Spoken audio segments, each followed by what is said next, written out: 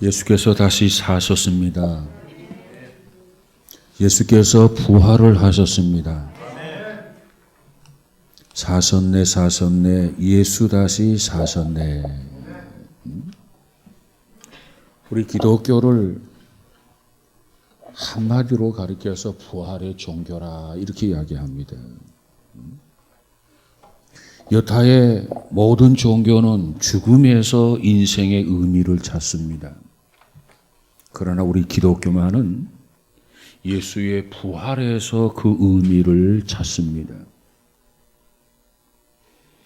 우리는 인생이 허무한 것이다 라고 하는 입장에서 삶의 지혜를 얻으려고 하는 것이 아니라 우리는 영원한 생명을 생각하면서 삶의 지혜를 얻으려고 합니다. 여기에 우리 기독교의 복음의 진리가 있습니다. 그래서 초대교회 성도들은 주일 아침이면은 서로 즐거운 얼굴로 인사를 나누게 되는데 그 인사를 나누면서 한 인사말이 다름 아닌 예수께서 다시 사셨네였다는 겁니다. 예수님 다시 사셨습니다. 예수 다시 사셨네. 이것이 성도들과 서로 만날 때마다 기쁨으로 인사를 나누는 인사말이었다는 거예요. 이처럼 예수님의 부활은 우리 기독교의 핵심으로서 그것은 하나님의 생명을 우리의 심장을 고동하게 만드는 그러한 소식입니다. 그것은 진리의 문을 여는 하나의 열쇠이기도 합니다. 그리고 그것은 오늘의 교회의 초석이기도 합니다. 또한 그것은 그리스도인들의 행동을 가능케 하는 하나의 태엽이기도 합니다. 그리고 그것은 세계를 움직일 수 있는 지뢰이기도 합니다. 그리고 그것은 모든 신자들을 결속시키는 하나의 고리이기도 합니다. 예수님은 부활하셨습니다. 예수님의 죽음이 우리들에게 하나님의 사랑을 말하고 있다면 예수님의 부활은 우리에게 하나님의 능력을 말해주고 있습니다. 그래서 부활의 신앙을 가진 사람들은 모두가 다 능력 있는 삶을 사는 것을 우리는 보게 됩니다. 어떤 고난이 와도 어떤 역경이 와도 어떤 시련이 와도 예수님의 부활을 믿는 부활의 신앙을 가진 사람들은 모두가 다 그 환경과 여건을 극복하고 승리한다는 겁니다. 왜? 부활은 곧 하나님의 능력을 말해주고 있기 때문에 그렇습니다. 인도에서 스탠리 존스라고 하는 선교사가 노방전도를 하고 있었습니다. 그때 이슬람 교도의 한 사람이 전도 중간에 나타나서 방해하면서 큰 소리로 외쳤습니다. 여보시오, 우리는 당신네 기독교인들이 못 가진 것 한 가지를 더 가지고 있어. 그러자 스탠리 존스가 그를 향해서 물었습니다. 그래요? 그렇다면 그것이 무엇이요? 그러자 그는 말하기를 우리는 메디나에 가면 마호메트 시체가 들어있는 관이 있어서 무덤이 있고 그 속에 관이 있다는 말입니다. 관이 있어서 정말 마호메트란 사람은 가상적인 인물이 아니라 실제적인 인물로 있었음을 알 수 있지 않소. 그런데 당신네 기독교인들은 어떻습니까? 하고 반문을 했어요. 아니 예루살렘에 가면 빈 무덤밖에 볼 수 없지 않소. 그러자 스탠리 존스가 이렇게 말합니다. 고맙소. 스탠리 존스는 이렇게 대답을 한 뒤에 계속해서 이야기를 합니다. 당신의 말은 사실이요. 당신이 한 말은 정말 맞는 말이요. 그런데 그것이 바로 기독교의 다른 점이요. 우리가 섬기는 주님은 무덤에서 부활을 하셔서 그런 십자가에 달려서 죽으신 다음에 사흘 만에 부활을 하셨단 말이요. 그렇기 때문에 우리에게는 빈 무덤밖에 없는 것이요. 그래서 우리는 무덤을 자랑하는 것이 아니라 빈 무덤을 자랑하는 것이요. 이것이 바로 우리 기독교의 생명이요. 그렇습니다. 우리 기독교의 모든 진리는 바로 이 두 사건을 기초로 하고 있습니다. 오늘 우리 기독교가 말하는 복음의 핵심은 바로 이 두 사건을 전제로 하고 있습니다.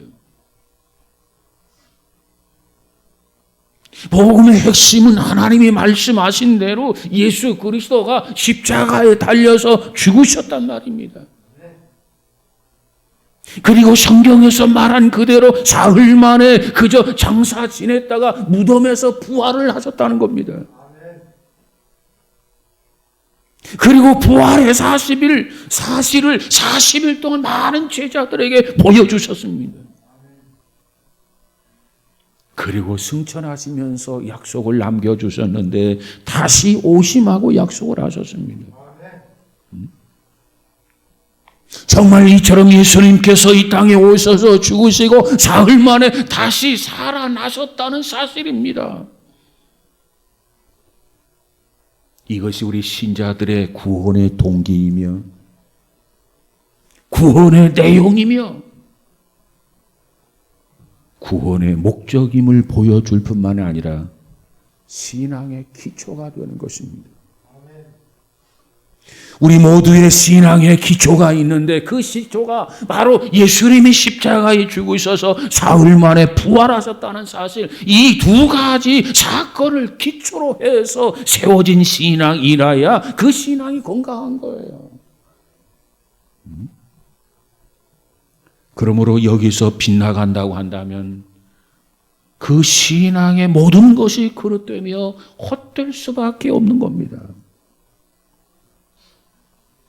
우리 주님의 부활은 그러게 하나님과 그리고 만물과 그리고 사람들 앞에 온전히 증거된 움직일 수 없는 확실하고 분명한 진리인 것을 믿으시기 바랍니다. 그리고 시간과 공간 속에서 이루어진 하나님의 은혜의 사건입니다. 그런데 오늘 본문에 보니까 사도 바울이 뭐라고 말합니까? 죽은 자는 결코 육체로 부활할 수 없다고 하는 몇몇 사람들의 주장에 대해서 바울은 언급해 주고 있습니다. 여기서 반복해 나오는 중요한 표현이 있는데 그 표현이 제가 오늘 제목으로 내세운 죽은 자의 부활이라고 하는 말이에요. 죽은 자의 부활. 그런데 이 표현이 좀 어쩐지 좀 이상하게 느끼지를 않습니까? 죽은 자의 부활. 오늘 본문 13절을 보세요. 만일 죽은 자의 부활이 없으면 그리스도도 다시 살지 못하셨으리라. 이렇게 말씀하고 있어요. 죽은 자의 부활이 없으면 그리스도도 다시 살지 못하셨으리라. 순서가 뒤바뀌었다는 생각이 드시지 않습니까? 만약에 그리스도의 부활이 없다면 죽은 자도 다시 살지 못하셨으리라. 이러한 식으로 바뀌어야 오히려 성서적이고 상식적인 것 같지 않습니까? 그런데 바울은 본문을 통해서 뭐라고 말합니까? 죽은 자의 부활이 있기에 비로소 그리스도의 부활이 있다고 하는 그런 식으로 기록이 되어 있어요. 죽은 자의 부활이 없으면 그리스도의 부활이 없다는 겁니다. 그리스도의 부활이 있기 때문에 바로 그리스도의 부활이 있다는 거예요.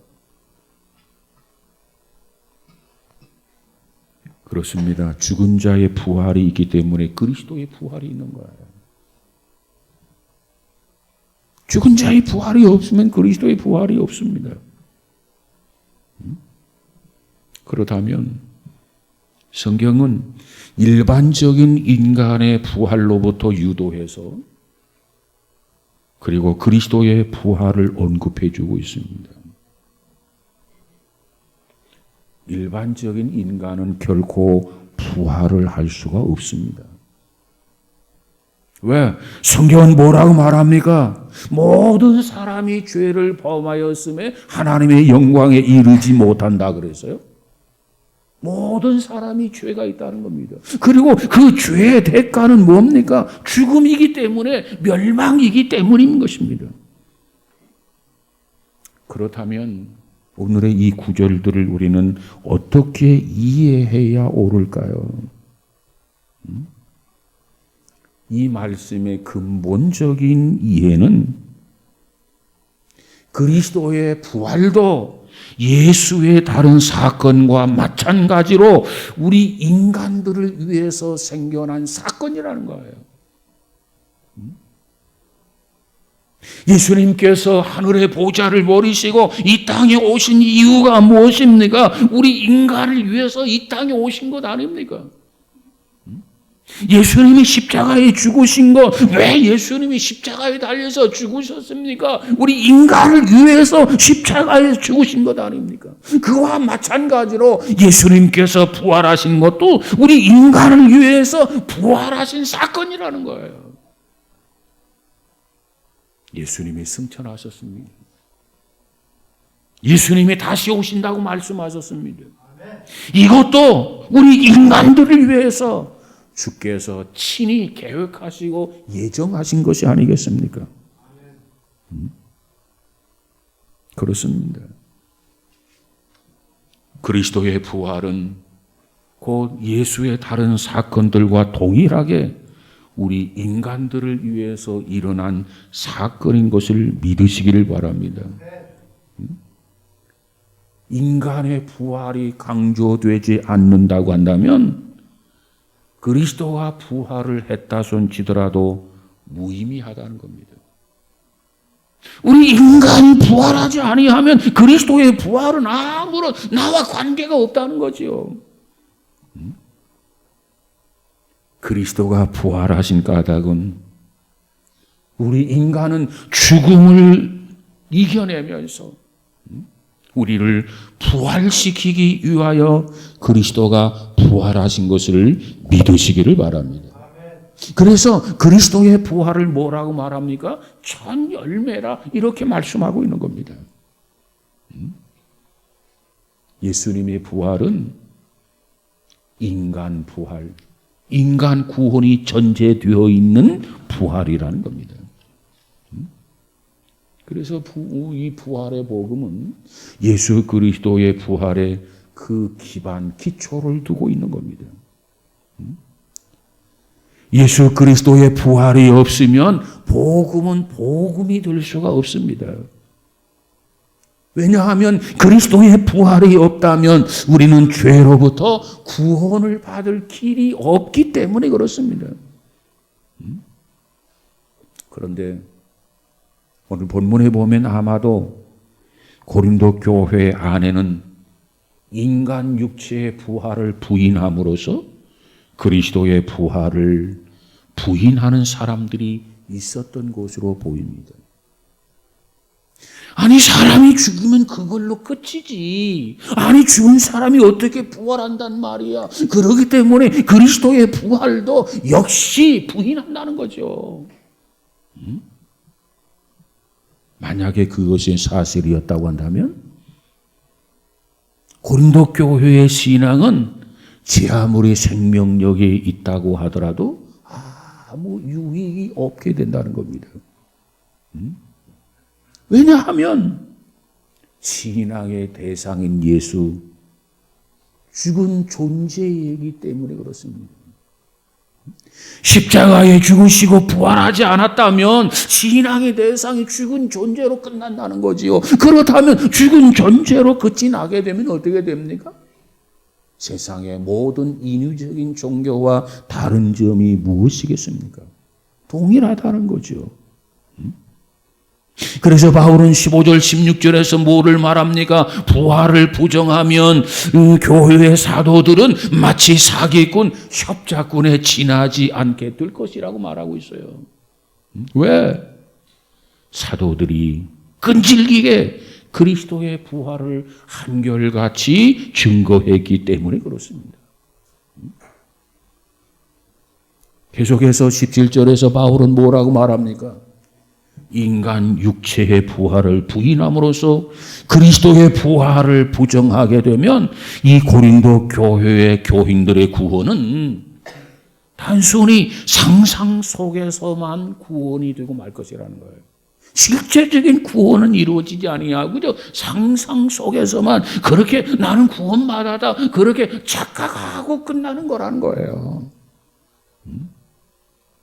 그래서 바울이 뭐라고 강조합니까? 그렇게 된다면 고린도 교인들의 믿음이 헛되고 만다는 거예요. 그러면서 18절에서 강조합니다.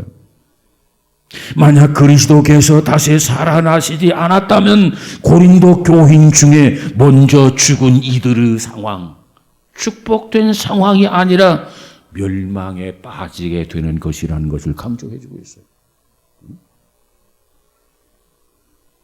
정말 사람이 죽은 다음에 부활이 없다면 그리스도의 부활도 없을 것이고 그리스도의 부활이 없다고 한다면 믿음으로 살았던 그들의 모든 죽음이 그냥 그걸로 끝이 나고 만다는 거예요. 이처럼 예수님의 부활이 없다면 사망에 쏘는 가시는 여전히 지속적으로 고통을 가지고 군림하였을 것입니다. 그러면서 바울은 19절에서 뭘 강조합니까? 만약에 부활이 없다면 이교도들의 판단이 옳게 될 것이라는 겁니다. 옳은 말이라는 거예요. 정말 그리스도의 부활이 없다면 우리에게 부활이 없다고 한다면 저 이방 종교가 말하는 저들의 논리, 저들의 이론이 옳은 말이라는 겁니다. 저들은 십자가의 도를 뭐라고 생각합니까? 어리석은 것이라고 생각합니다. 십자가의 도를 미련하다고 생각을 합니다. 이처럼 십자가의 도를 이처럼 미련하다, 어리석다 생각하는 저들의 생각이 옳은 생각이 될 것이라는 겁니다. 뭐가 어떻게 되면? 죽은 자의 부활이 없고 그리스도의 부활이 없다면 그렇다는 거예요. 정말 그리스도의 부활이 없다면, 죽은 자의 부활이 없다면 바울과 다른 사도들처럼 복음을 위해서 고난을 받고 역경을 당하고 환난을 당하면서 이 복음을 전하며 살았던 많은 핍박받은 사람들, 그들처럼 불쌍한 사람이 없을 것이라는 거예요. 순간의 쾌락을 즐기며 추구하며 살았던 사람들이 바르게 산 사람이고 그들이 행복한 사람이 될 것이라는 겁니다. 그에 비해서 그리스도인들의 이 세상은 무엇보다도 비참한 그런 희생이 될 거라는 거예요. 또 저들의 비웃음거리가 될 거라는 겁니다. 그러나 그리스도는 부활하셨습니다. 오늘 바울이 강조한 것처럼 인간은 부활이 있다는 거지요. 그렇기 때문에 그리스도가 부활하셨다는 겁니다. 우리는 이 부활절을 통해서 예수 그리스도의 부활을 믿어야 되겠고 우리의 부활을 믿어야만 됩니다. 그래서 사셨네 예수 다시 사셨네. 예수님께서 부활하셨기 때문에 그 부활하신 사실이 우리 신앙의 근거가 되고 예수가 부활하셨기 때문에 그 신앙으로 말미암아 우리의 미래의 부활을 얻게 되는 것 믿으시기를 바랍니다. 사도 바울은 이 복음을 전하고 있어요. 예수 다시 사셨다. 죽은 자 가운데 살아나는 부활이 있기 까닭에 예수께서 부활하셨다는 겁니다. 그런데 바울이 전하는 이 부활의 교리는 단순히 바울이 믿고 전하는 교리가 아니에요. 바울은 예수 믿는 사람들을 박해하고 핍박을 했습니다. 예루살렘에서 박해하고 핍박을 하면서도 직성에 풀리지 않았습니다. 그래서 다메섹으로 가서 원정까지 가서 예수 믿는 사람을 박해하고 핍박을 받으려고 가고 있었습니다. 그런데 다메섹 도상에서 이전에 보지 못했던 큰 빛을 받게 됩니다. 그 빛 앞에 주여 누십니까? 거꾸로 졌습니다. 그때 바울에게 음성이 들렸습니다. 나는 내가 핍박하는 예수다. 예수 그리스도가 부활하신 사실을 바울이 접하게 되었습니다. 부활하신 주님을 직접 만났습니다. 부활하신 주님을 저가 직접 체험을 했습니다. 그로 인하여 자기의 생활이 완전히 근본적으로 변화되고 새로워지지 않았습니까? 이리하여 바울은 그때로부터 부활하신 예수님과 더불어 살고 죽는 그런 신앙인이 되게 됩니다. 그가 뭐라고 고백합니까? 이제는 내가 살아도 주를 위해서 살 것이고 이제는 내가 죽어도 주를 위해서 죽을 것이다. 아니 바울이 어떻게 이렇게 달라졌습니까? 아니 바울이 어떻게 이렇게 변화되었습니까? 단순히 부활에 대한 교리적으로 믿는 것이 아니라 그는 몸소 경험했고 몸소 체험했기 때문에 그런 확신이 있었던 거예요. 그렇기 때문에 살아도 부활하신 주님을 위해서 살 것이고 내가 죽어도 부활하신 주님을 위해서 죽을 것이다.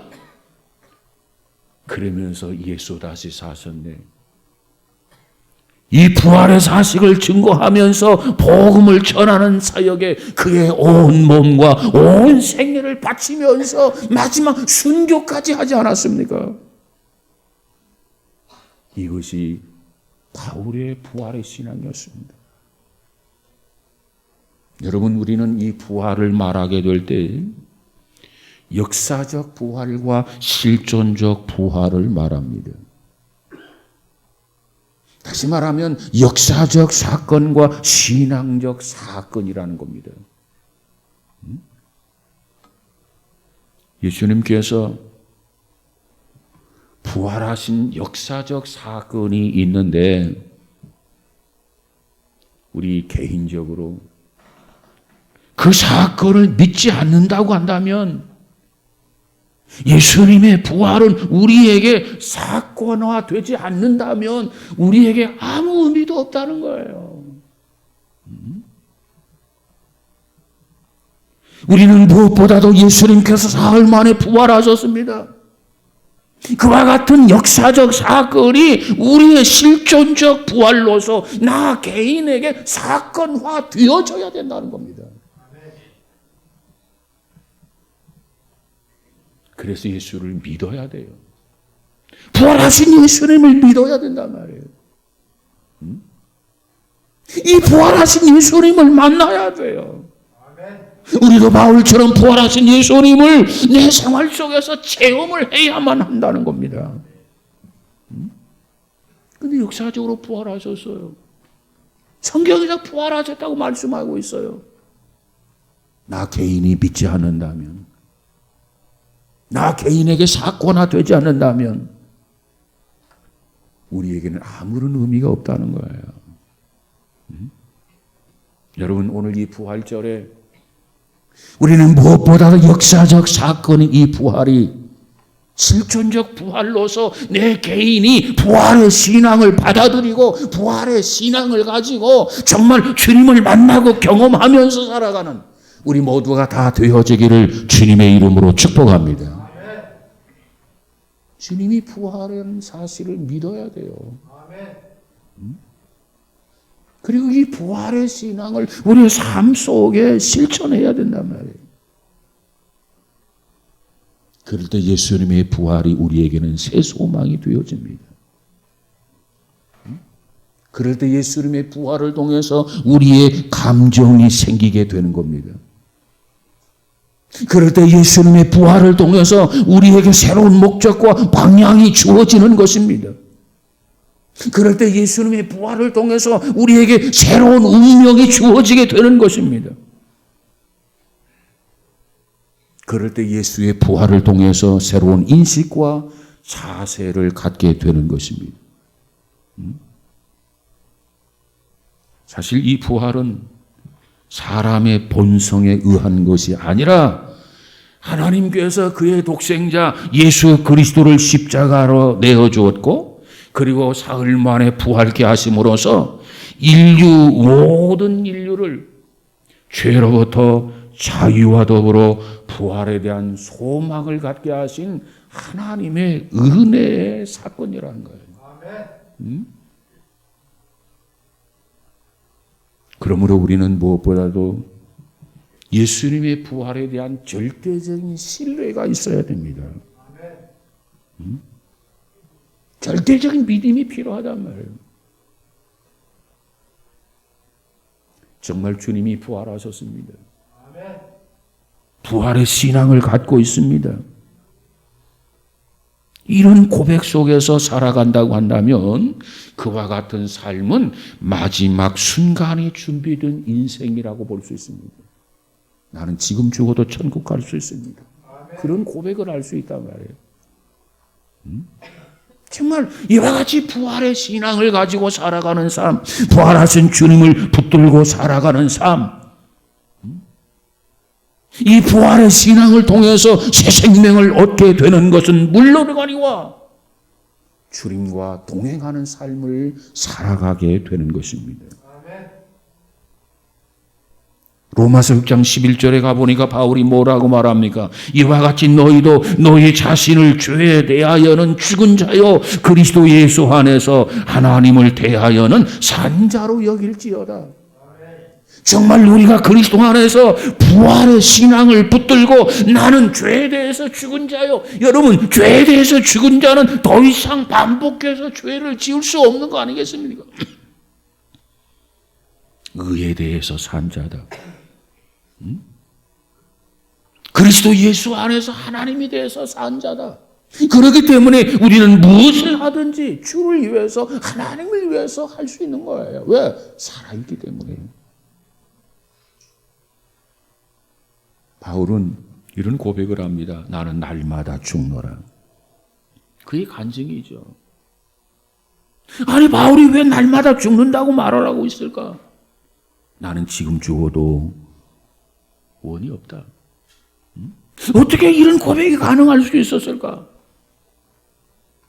그것은 다름 아닌 바울의 가슴 속에는 나는 날마다 부활을 믿노라. 나는 부활을 믿노라. 바로 그리스도의 부활이 이에 대한 증거이다. 그렇기 때문에 고난과 역사 속에서도 시련 속에서도 박해 속에서도 그는 조금 더 두려워하지 않는 것은 내가 죽어도 좋다. 왜? 나는 부활할 것이기 때문에. 이것이 바울이 가지고 있는 부활의 소망이었습니다. 여러분, 부활의 신앙은 어떠한 사람이 가지고 있는 신앙입니까? 어떻게 사는 사람입니까? 날마다 십자가를 지는 사람이에요. 십자가를 지기 위해서는 자기 자신을 먼저 부인해야 됩니다. 자기 자신을 부인하지 아니하고는 십자가를 질 수가 없어. 우리는 종종 그런 생각을 하지요. 자기 자신을 부인하지도 아니하고 십자가를 지는 방법은 없을까? 성경은 이에 대해서 뭐라고 말합니까? 불가능하다고 말하고 있습니다. 내가 십자가를 통해서 날마다 죽어지는 것만큼 내가 주의 십자가를 지게 된다는 거예요. 하나도 죽어지지 아니하면 주의 십자가 질 수 없다는 거예요. 예를 들어 50% 내가 날마다 죽어지고 정과 욕을 십자가의 못을 박는다면 50% 주님의 십자가를 지는 거라는 겁니다. 그러기에 바울은 내가 날마다 죽는다. 그런 고백을 할 수 있었던 거예요. 여러분, 우리는 무엇보다도 부활의 신앙을 통하여 날마다 자기 자신을 부인하고 십자가 지고 주님을 따르시기를 바랍니다. 주님을 따르면 하나님께서 그에게 더 큰 은혜를 주시고 축복해 주심하고 약속해 주셨단 말이에요. 그러게 부활 신앙을 가지고 있는 사람은 항상 늘 범사에 감사하게 되어 있습니다. 왜? 주님께서 끝까지 나를 버리지 않기 때문에, 주님께서 끝까지 나를 붙들어 주시기 때문에, 주님이 끝까지 나를 지키시고 인도하시기 때문에, 주께서 나를 은혜의 자리로, 축복의 자리로 인도해 주실 것을 믿기 때문에 늘 주님 앞에 감사한다는 거예요. 그리고 주님이 지켜주시니까 흔들리지 않습니다. 더 견고하게 든든하게 서갑니다. 어떤 의심이나 어떤 유혹에도 우리는 이 소망을 기억하면서 믿음으로 견디고 극복해 나가는 우리 모두가 다 되어지기를 주님의 이름으로 축복합니다. 우리가 성경에 보면 마태복음이 있고 히브리서가 있는데, 이 마태복음은 누구를 위해서 쓰여졌느냐? 특별히 유대인들을 대상으로 쓰여진 그러한 성경입니다. 히브리서 특별히 유대인들을 향해서 쓰여진 성경입니다. 그런데 마태복음과 히브리서의 핵심적인 그런 메시지가 있어요. 그게 뭐냐? 끝까지 견디는 자는 구원을 얻으리라. 여러분, 유대인들에게 얼마나 고난이 있었습니까? 얼마나 역경이 있었습니까? 그런데 그들을 향해서 특별히 강조하고 있는 것은 이 고난과 핍박과 박해가 있지만, 그러나 끝까지 흔들지 말고 견고하게 서서 견디고 극복하고 이겨낸다면 반드시 구원을 받는다는 거예요. 근데 견디지 못하면 어떻게 됩니까? 낙오자가 되는 거죠. 여러분, 오늘 부활하신 주님께서 우리에게 뭐라고 말합니까? 부활의 주님을 붙들고 견디라는 겁니다. 극복하라는 겁니다. 승리자가 되라는 거예요. 어려울 때마다, 힘들 때마다 부활하신 주님을 생각하며 소망을 가지시기를 주님의 이름으로 축복합니다. 특별히 우리가 세상을 살아가면서 크고 작은 수고를 하게 되는데, 그 수고가 낱낱이 하나님 앞에 기억하신 바가 된다는 겁니다.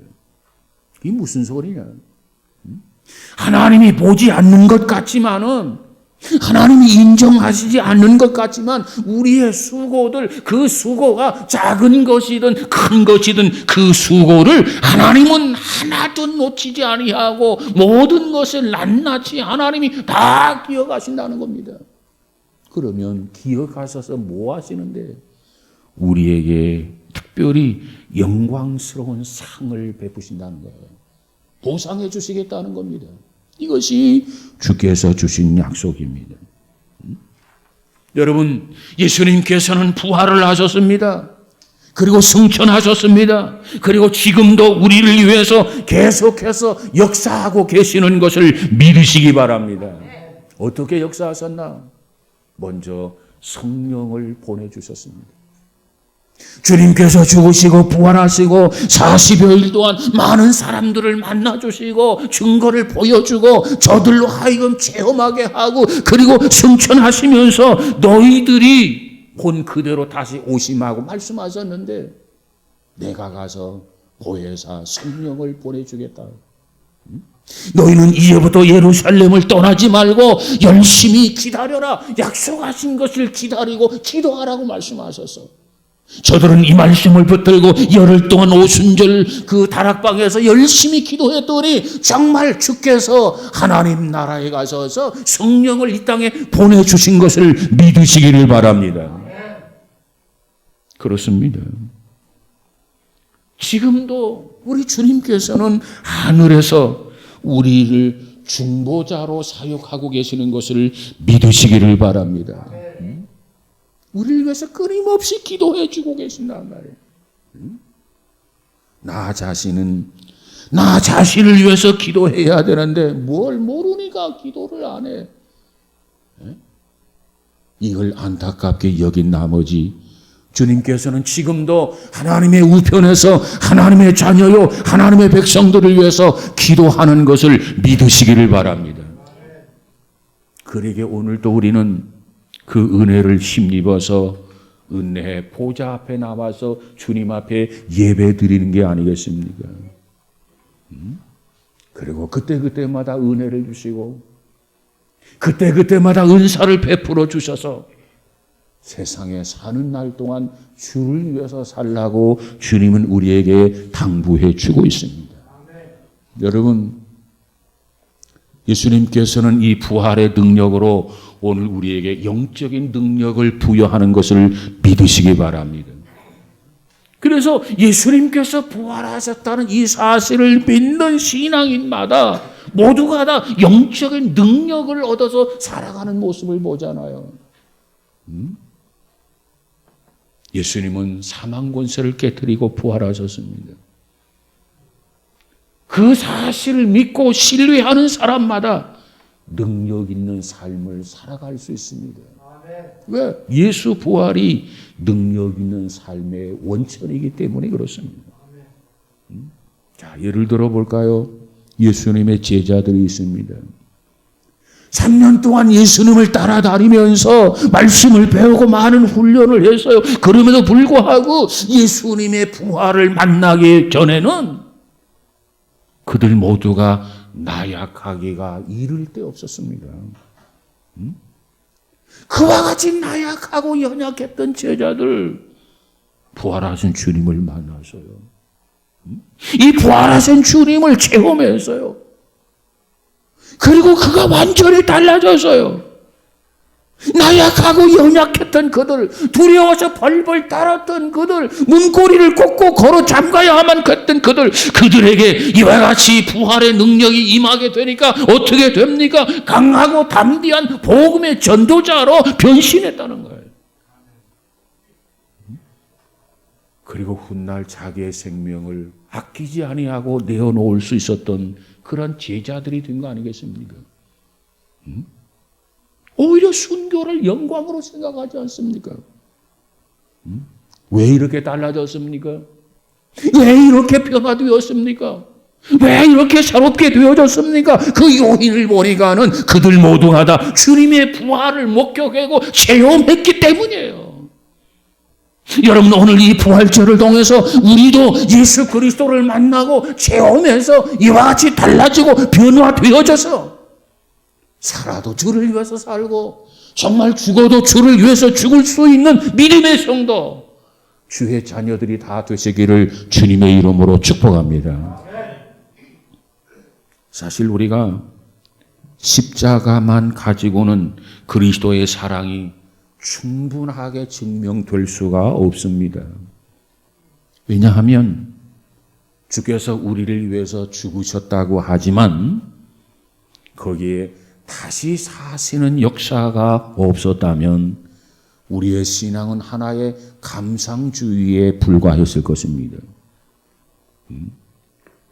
그런데 예수님께서 부활하셨어요.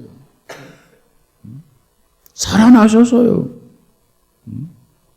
확실하게 예고해 주었고 약속해 주셨고 그와 같이 증명해 주었어요. 그리고 제자들은 체험을 했어요.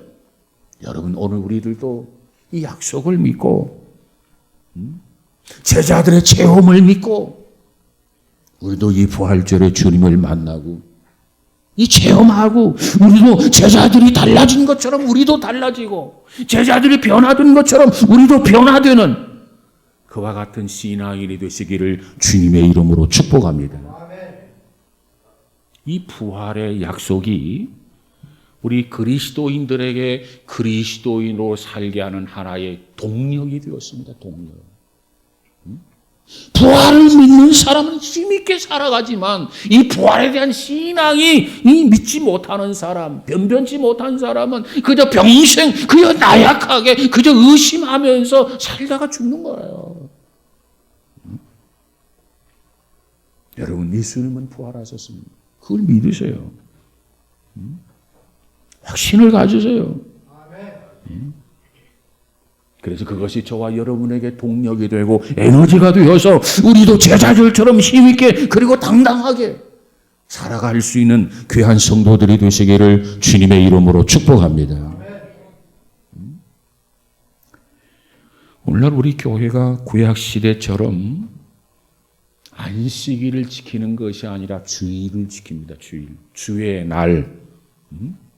곧 한 주간 있는데 이 한 주간 중 첫날을 우리가 하나님 앞에 예배하면서 주일을 지키고 있단 말이에요. 그 의미는 뭐냐? 우리는 무엇보다도 세상은 험난하지만 무엇보다도 이 세상 속에서 부활의 신앙과 그 능력을 가지고 우리가 한 주간 한 주간 살아가며 승리하자, 그런 의미가 담겨져 있습니다. 뿐만 아니라 교회가 이 땅에 세워진 것도 주님의 부활에 대한 신앙의 결과였습니다. 만약 주님이 부활하지 않았더라면 이 땅에 교회가 세워졌을까요? 아니에요. 그렇기 때문에 오늘 우리 신앙인들은 무엇보다도 주님의 부활과 생명을 믿는 신앙인이 되어야 됩니다. 오직 어떤 사람은 부활을 믿을 수 없다고 말하는 사람이 있어요. 하나님 앞에 믿음을 달라고 기도해야 할 것입니다. 주님이 부활하셨기 때문에, 우리에게 새 생명을 주시기 때문에, 사망과 권세를 정복하신 주님께서 이 세상 끝날까지 우리와 함께 하시고 지키시고 동행하시고 인도해 주시는 것을 꼭 믿으시기를 바랍니다. 오늘 이 부활절을 통해서 다시 한번 부활의 신앙으로 무장하고 이 기쁜 부활절에 주님의 영광이 여러분에게, 그리고 가정, 그리고 우리 교회, 우리나라에 가득하고 충만하기를 주님의 이름으로 축원합니다. 기도하십시다. 거룩하신 하나님, 감사합니다.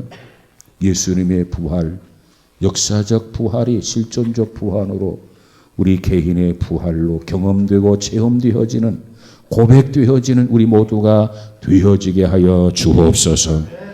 험난한 세상 속에 주께서 세상을 이긴 것처럼 부활의 능력을 힘입어서 세상을 넉넉히 이기고도 남음 있게 하여 주옵소서. 예수님 이름으로 기도하옵나이다. 아멘.